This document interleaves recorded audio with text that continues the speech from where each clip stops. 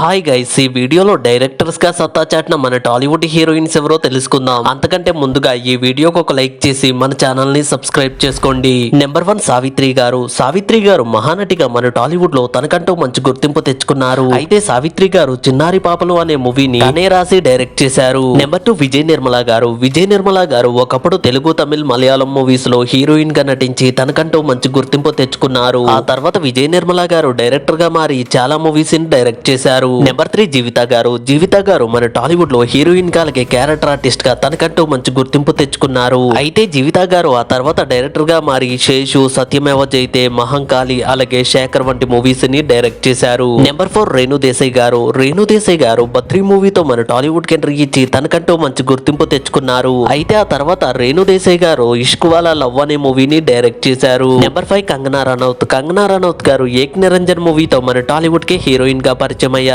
అయితే కంగనా రనౌత్ గారు మణికర్ణిక మూవీకి కో డైరెక్టర్ గా పనిచేశారు. ఈ వీడియోకి ఒక లైక్ చేసి వీరిలో మీకు ఇష్టమైన హీరోయిన్ ఎవరో కామెంట్ చేయండి. అలాగే వెళ్తూ మన ఛానల్ ని కూడా సబ్స్క్రైబ్ చేసుకోండి.